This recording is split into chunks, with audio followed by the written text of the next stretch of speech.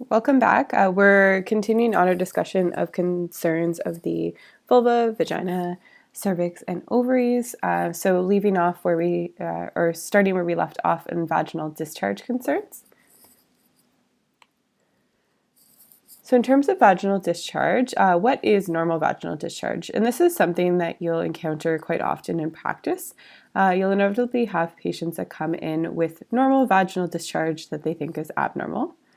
Variable discharge is definitely normal throughout a menstrual cycle, depending on the stage of the cycle. So you can vary between absent or scant discharge at certain points in the cycle to more moderate discharge at other points in the cycle. And depending on the patient and their awareness on their natural flow or natural discharge, they may or may not be aware of this and discuss this as a concern in your practice. And normal discharge can also vary between clear or white or more milky in appearance. So again, this is something that patients may bring up to your attention, especially a lot of patients finding that more of that yellow or whitish color discharge, thinking or associating that with candida infections or something of that nature. It's fairly normal to have thick white discharge at the beginning of a cycle, not normally large amounts, but definitely having more whitish discharge at the beginning of the cycle. Similarly, at the end of the cycle as well. And then thin, stretchy discharge, which is normally more clear in color around ovulation, which is more signifying that fertile cervical discharge around ovulation. And clear, watery discharge is also definitely normal. So being familiar with the normal presentation of cervical or vaginal discharge at certain phases in the cycle is a really good thing for patient education because oftentimes concerns come up that aren't in fact abnormalities with your patient. With normal cervical discharge or vaginal discharge, you'll also notice an absence of inflammation, irritation, or itching in most cases. So that's also something to consider, as an absence of these symptoms may make it more likely that the discharge is normal. Abnormal definitely are things outside of this. So if you have discharge that's yellow, green in color, discharge that's very clumpy, discharge that has a bad odor, presence of itching or other symptoms, definitely would prompt you to look more into possible pathological causes of discharge. For differentials for abnormal discharge, listed on this slide are a number of the more common differentials that you would consider. So chlamydia, Neisseria gonorrhea, so 2 STI causes of discharge, trichomonas, candida, bacterial vaginosis, and cyclitic vaginosis. These are all conditions that we'll touch on briefly that can be causes of abnormal discharge that you'd want to differentiate between.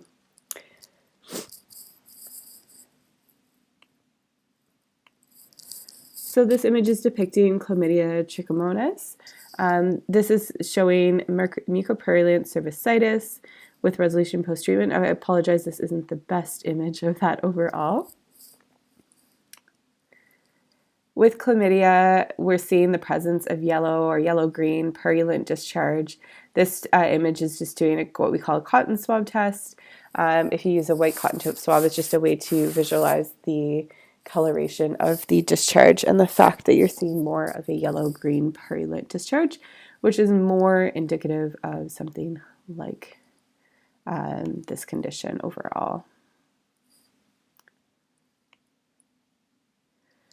Chlamydia and gonorrhea, in terms of some comparables, this slide is a good reference slide to see some of the differences and similarities between these two STIs.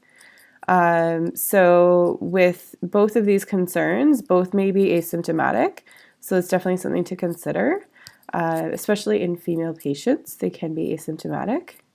With both of them, there may be discharge present. With chlamydia, definitely maybe more scanty discharge, or you may see no visible discharge. With gonorrhea, there is the possibility for a little bit more discharge to be visible.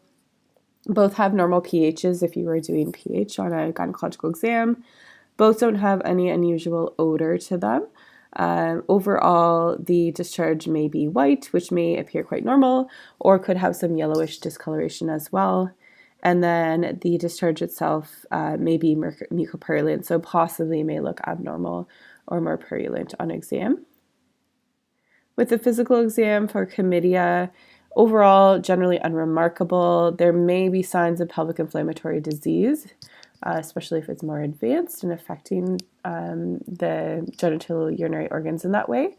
With gonorrhea, with physical exams, cervical discharge may be visible and may have adnexal tenderness, but definitely both of these concerns can be relatively asymptomatic. And diagnosis for both of these is either a urine test, which can pick up the STIs themselves, or endocervical swab, which would be done with a gynecological exam. And conventional treatment for both is antibiotics, because these are both bacterial infections.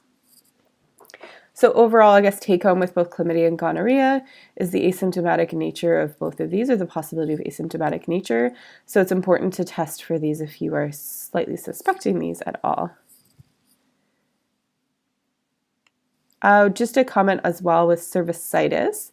So there can be, in these conditions, a possibility of cervicitis, so inflammation of the cervix. With that, you might notice certain symptoms like abnormal vaginal bleeding, discharge, pain with intercourse, pain just in the pelvic area, or pressure heaviness sensation in that area. With a pelvic exam for cervicitis, you may notice discharge from the cervix or cervical erythema as some signs. So again, none of these are pointing to specifically in terms of symptoms to a specific cause, but again, more clues that might make you think of that overall.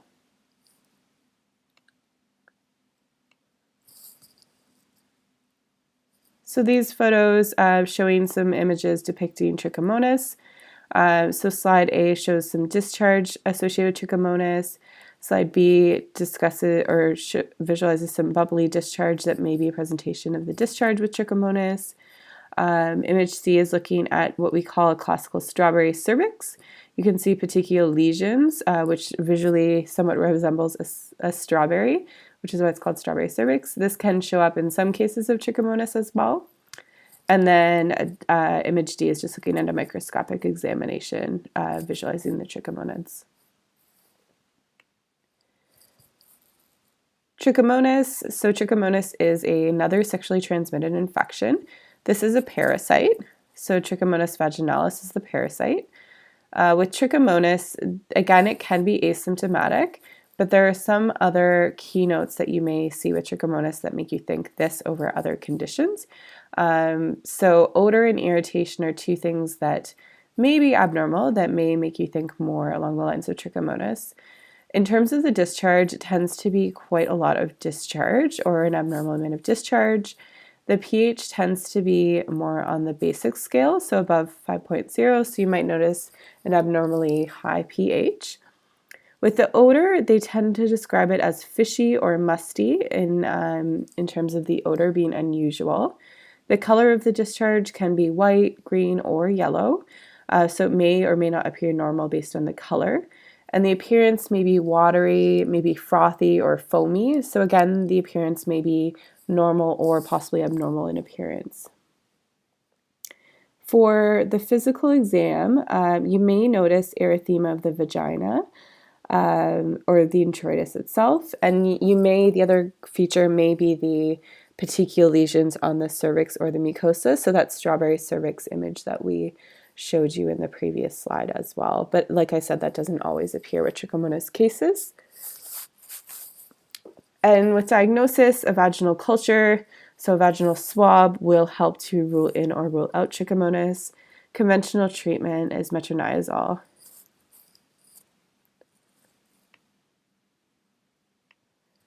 Okay, this image is depicting candidiasis.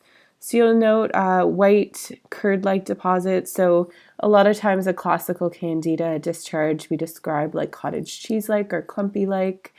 You'll also notice candida with the image B. There's also the erythema of the labia majora minora. So candida can show up with that classical skin-like presentation, which is that beefy red appearance of skin, possible satellite lesions, so similar to what you learned in dermatological lectures on candida as well.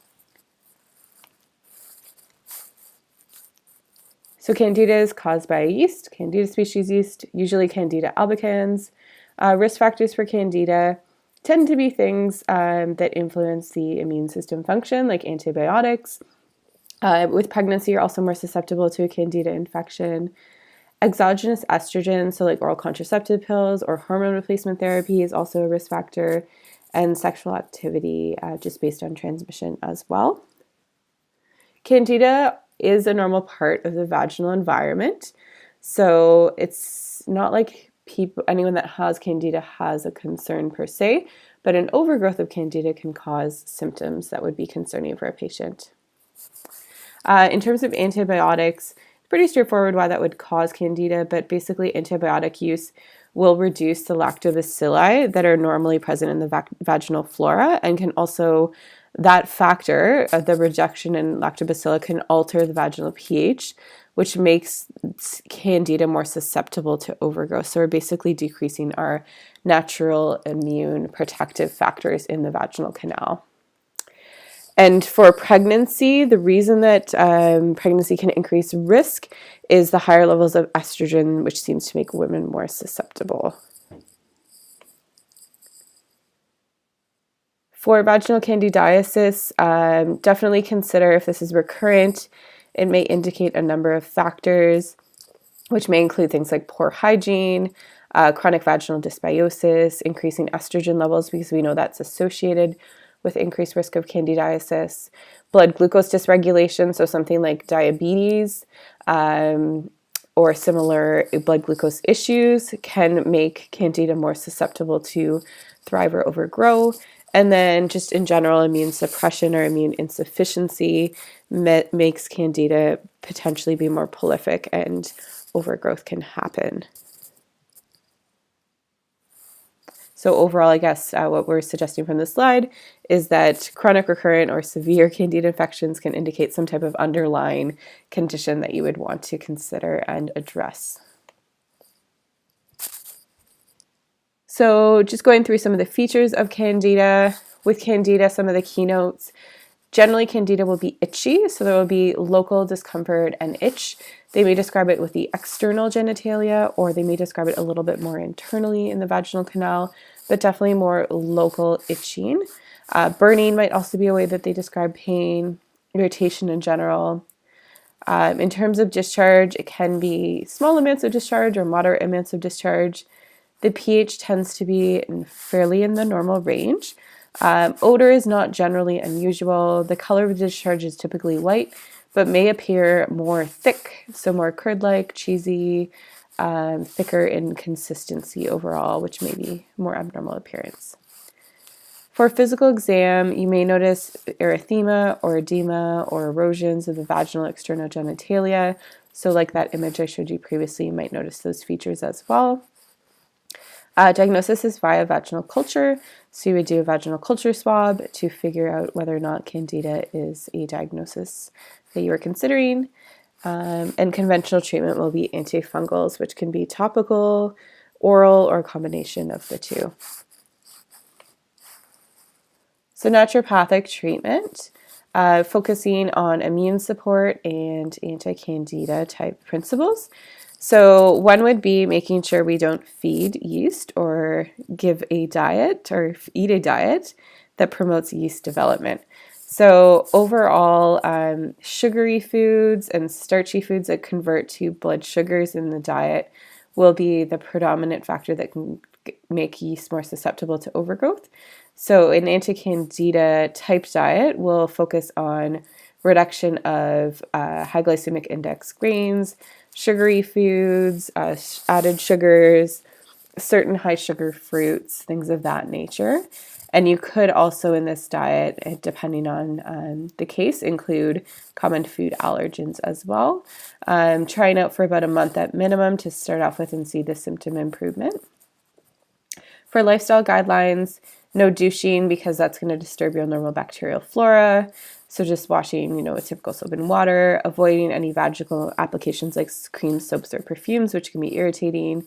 Avoiding tight clothing and cotton underwear just to help that area breathe appropriately because yeast thrive on moist environments that are warm. And then ideally avoiding antibiotics and antifungals as more of a long-term preventative strategy, and treating more naturopathically if possible, just because we know, for example, antibiotics can disrupt our lactobacilli flora in the vaginal canal and can make a condition like candidiasis more likely. So antifungal specific treatments, there are a number of herbs or supplements that you can consider. So some of these considerations could include things like acrylic acid, garlic, hydrastis, berberis, black walnut. There's a lot of great combination products to address more of an anti-yeast treatment. So those can be done orally via supplements or herbs, or there are suppository options or ointment options that you can either custom compound or that you can find as well. But generally, again, you want to treat for about a month at minimum. Homeopathics, acupuncture, depending on the constitutional case, you could definitely consider. Another consideration is replenishing the healthy digestive flora. So a high-dose probiotic can help with immunomodulation and just helping replace normal flora. For topical, you can also do probiotics in a suppository form. So lactobacilli probiotics, there are some probiotics that specifically are meant for vaginal health concerns. And some of the suppositories actually include probiotics in combination with other agents that have anti-yeast effects. So, for example, like there's HMF Candigen or NFH Florisap, or there's probably others out there as well. Those are just the two that come to mind. But those are suppositories that have those healthy lactobacilli, and also some agents that have some anti-yeast effects as well on the tissue. Of course, you want to address the underlying state of the patient, so addressing immune function or any immune function deficiencies, making sure we get good blood sugar stabilization because that can be a risk factor as well. And then just in general, consistency with these therapies to help address the overgrowth over time, and then do preventative work long term to prevent recurrence. This is just more of an update on boric acid. Boric acid is something that can be used, and you will see protocols on boric acid for candidiasis. This was just a Health Canada advisory that came out on boric acid in 2016, advising against the use of boric acid for arts and crafts and as a pesticide, which are other applications for it. They found that overexposure can have potential developmental and reproductive health effects, especially important for children and pregnant women to consider. So just more of an FYI, something you can look more into, but curious about the implications for decreasing the use for yeast infections for boric acid type products based on these presumed risk factors. Okay, so now we're going to move on to BV, so bacterial vaginosis. Bacterial vaginosis, with this we're having depletion of the normal lactobacilli flora and the hydrogen peroxide consequently that the lactobacilli helps to make in the vaginal canal. This is allowing for overgrowth of other types of bacteria and is linked to degrading the natural barrier on the vaginal epithelium. So for a healthy vaginal epithelium, we want healthy colonization of the lactobacilli and hydrogen peroxide development. But when this isn't present in optimal amounts, there can be barrier dysfunction of the vaginal epithelium. With BV, we have chronic recurrent episodes in some cases. So when this is happening recurrently, it is showing that we have the inability to establish a normal vaginal ecosystem within the dominant lactobacilli. So overall associated with that imbalance of lactobacilli and the healthy protective factors it provides for vaginal epithelium. Causes, unprotected sex, definitely a cause. Douching because it's altering the vaginal flora, creams, suppository, lubricants for similar reasons. Chlorinated pools can be a risk factor, and oral antibiotics definitely because we're depleting our vaginal flora by killing off those bacteria specifically. And in terms of bacterial vaginosis, for some of the overall features, So keynotes would be the odor of the discharge. So with bacterial vaginosis or BV, we tend to get more of a fishy or foul odored discharge in terms of its presentation overall. Other things to note with BV, the pH tends to be elevated, so above the 4.5 normal range. Discharge can be moderate to profuse.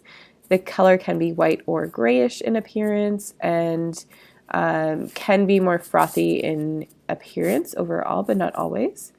Overall, the physical exam tends to be unremarkable, other than possibly the discharge changes. BV is also diagnosed by a vaginal culture, so you do that on a gynecological exam, and some type of antibiotic treatment would be applied if that was the diagnosis. BV can also increase your susceptibility to other sexually transmitted infections. And also could increase the risk of pregnancy complications like premature birth or miscarriage. So it's something that they're going to screen for in pregnancy as well.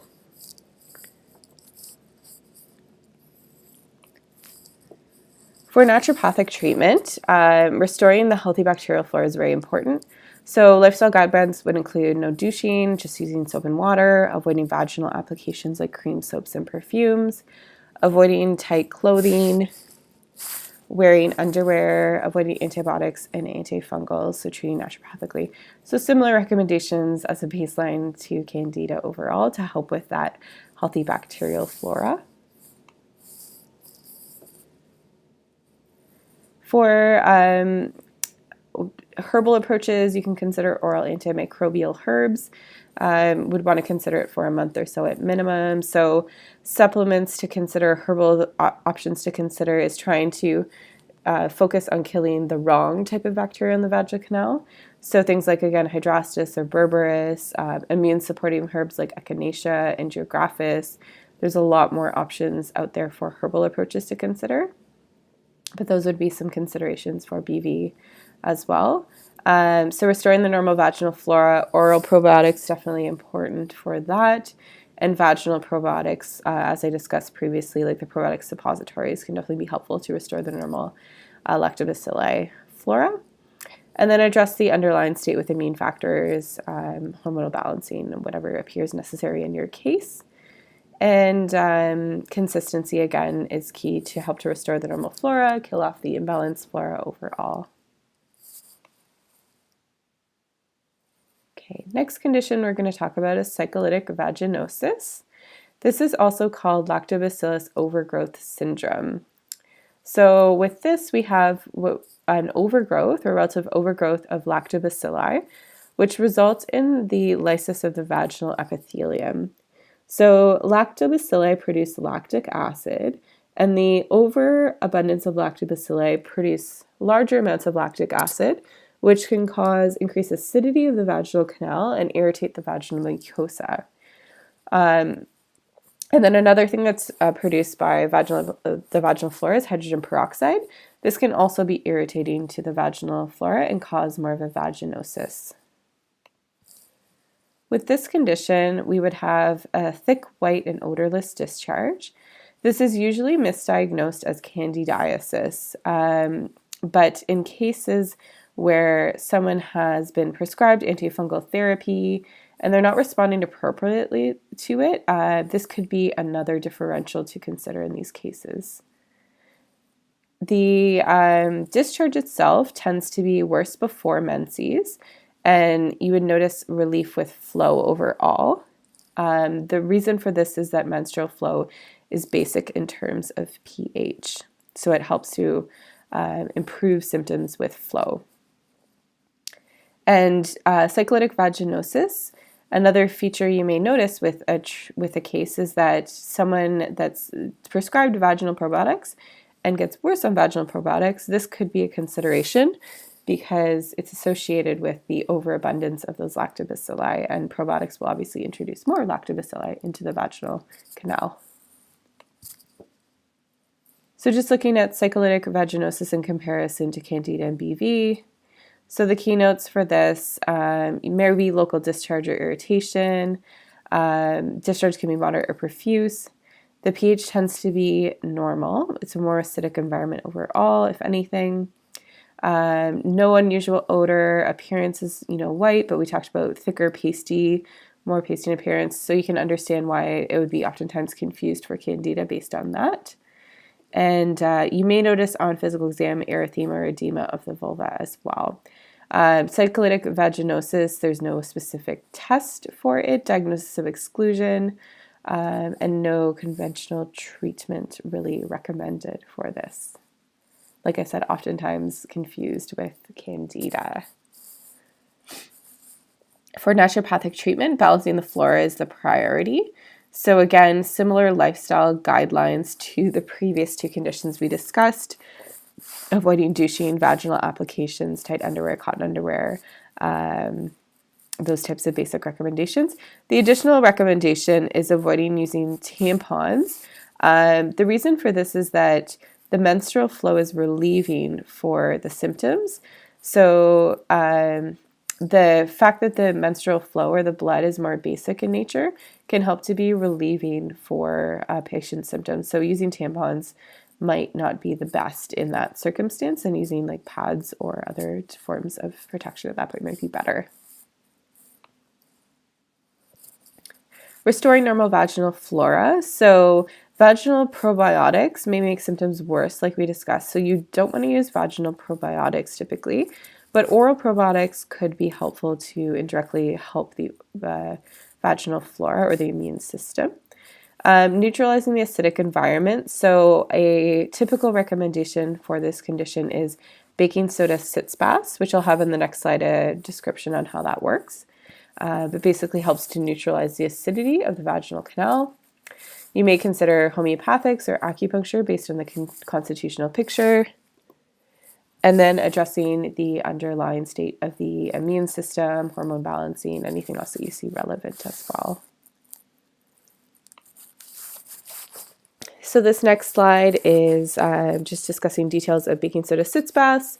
So basically discussing how you would use these applications both for acute treatment or for maintenance treatment if this was identified as a condition of concern. So pretty straightforward recommendations that you could apply to your patient and see if we notice improvement within a few weeks' time or so. And then that would help to confirm that you may be on the right track with this diagnosis. So now we're moving on to conditions of the cervix. Just a short section on a few local conditions of the cervix. Cervix is the end of the opening of a woman's uterus. So again, just a refresher overall. So this first image is of Nabothian cysts. So Nabothian cysts are mucus-filled lumps on the cervix, or growths on the cervix. So this is caused when the squamous epithelium grows over the columnar epithelium of the cervix itself. So what ends up happening in that is a blockage of the cervical crypts that traps cervical mucus. So it's normal cervical mucus that ends up getting trapped by that overgrowth of the epithelial tissue. This is not cancerous. There is no symptoms of this, so it would just be something that would be caught routinely on a gynecological exam. So this would just be caught in a gynecological exam. Depending on the presentation, a practitioner may do a biopsy to confirm or rule out something else, but oftentimes, based on presentation, it's diagnosed. There's no treatment for this. They usually do disappear on their own overall.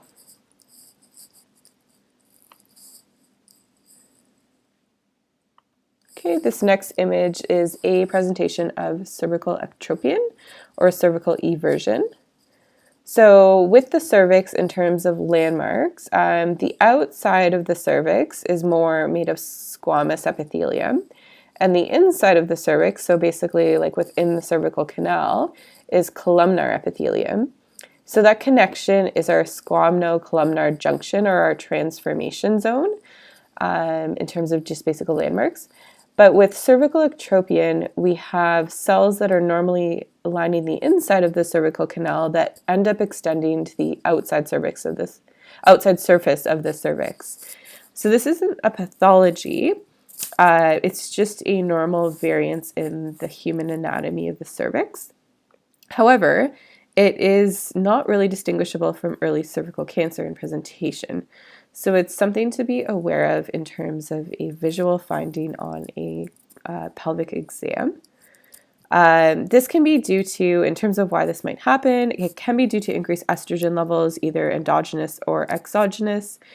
Can also be due to pregnancy, which in sometimes resolve after pregnancy, but is not, like I said, a pathology or pathological condition.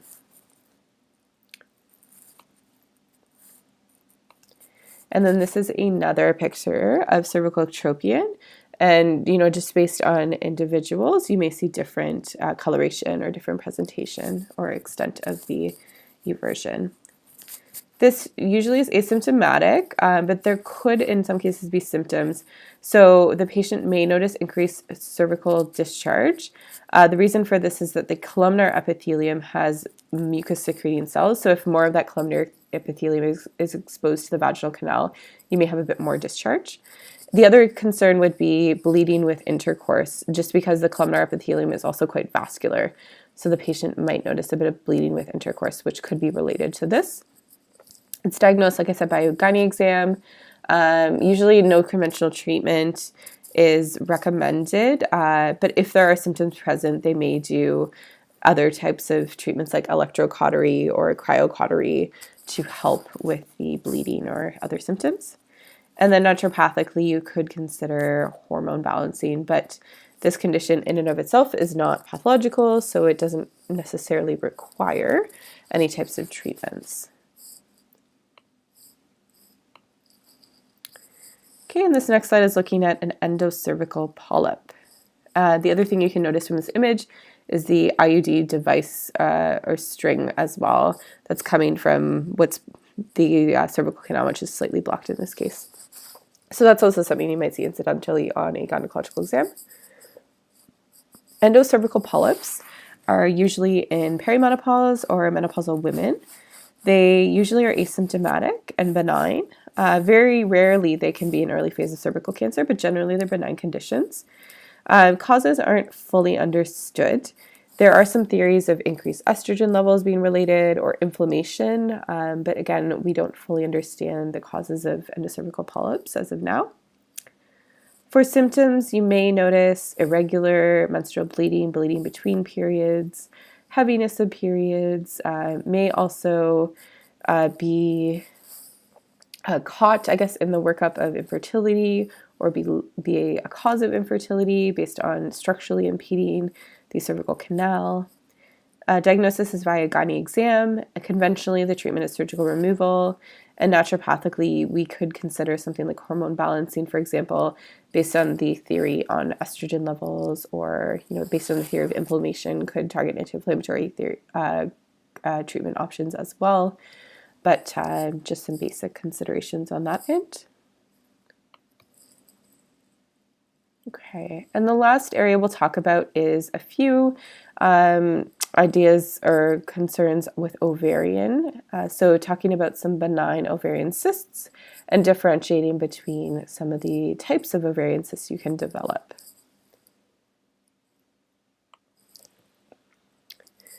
So with ovarian cysts, one category of ovarian cysts would be a functional cyst. And a functional cyst is a cyst that develops in response to normal changes in the ovaries throughout a woman's menstrual cycle. That's why they're called functional. So the two main types of functional cysts are follicular cysts and corpus luteum cysts. So follicular cysts are occurring when the follicle containing the egg doesn't end up breaking open and releasing the egg. So the fluid inside the follicle can end up forming a cyst from that. Corpus luteum cysts is when the corpus luteum doesn't dissolve after egg release and you get a cyst development. So both of these cysts are functional in nature. They're in response, like I said, to normal changes in ovaries that occur over the menstrual cycle. Functional cysts are more common if a woman has irregular cycles, hormone imbalances, if they're overweight, or if they're under high stress levels. So those may be related to the cause of the development of the cysts. And in general, with ovarian cysts, they tend to be more common in reproductive age women. So that makes sense for functional cysts because we have to be of reproductive age to have the follicle development and the corpus luteum development, those types of concerns. But most cysts in general tend to be more common in reproductive age women in terms of risk factors. Another type of cyst is a dermoid cyst, or also called a teratoma. This is a cyst that's formed from embryonic cells. It can contain hair, fat, skin, or other tissues. These are also rarely cancerous, but can occur in the ovarian cavity itself. Cystadenoma is another type of ovarian cyst. This is again non-cancerous. It's an epithelial cell tumor that develops on the outer surface of the ovary. So another type of cyst that may be identified on imaging, for example, so on a pelvic ultrasound. And endometrioma is another type of ovarian cyst that's made of endometrial tissue. So the more typical patient to get an endometrioma is someone that has diagnosed endometriosis, and the endometrial tissue ends up going onto ovarian tissue and can cause ovarian cysts, but it's endometrial tissue that's actually causing the cyst over the ovarian tissue.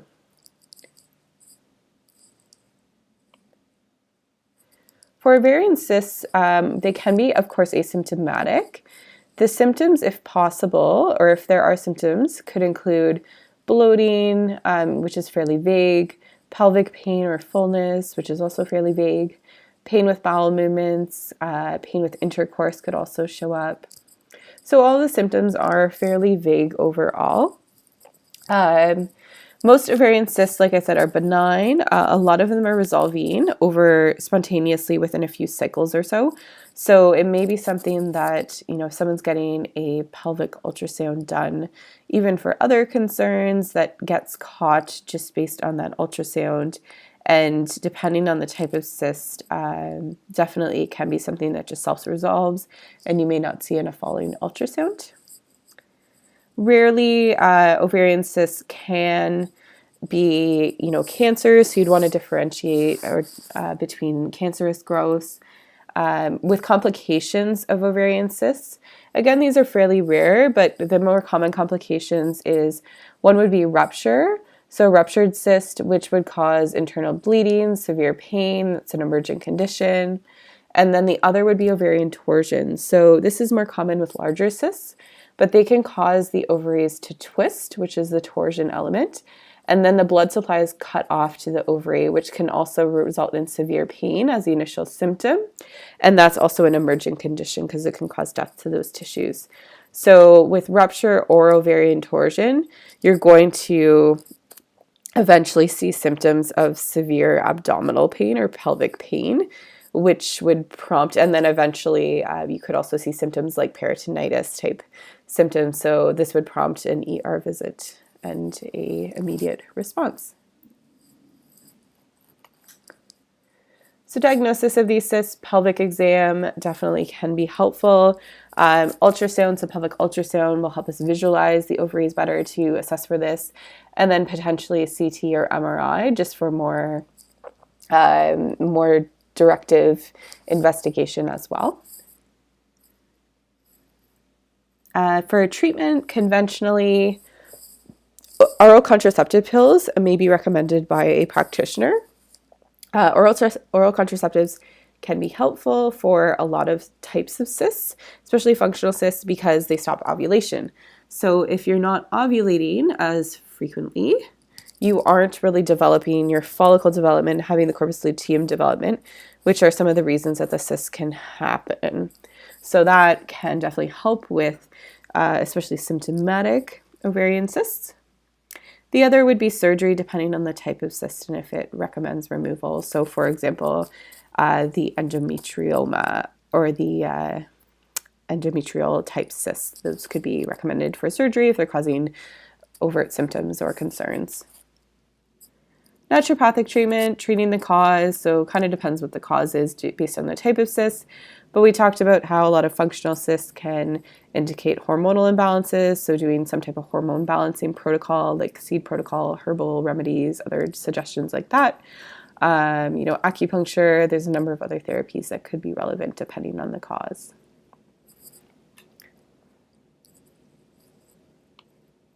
And that is it for our discussion on concerns of the vulva, vagina, cervix, and ovaries. As I mentioned, if you have any questions about this material, please feel free to post on the Moodle forum. I'll be monitoring that over the course of the week, and I can respond to any questions. The other option is you can always contact me through email. Have a great day. Bye.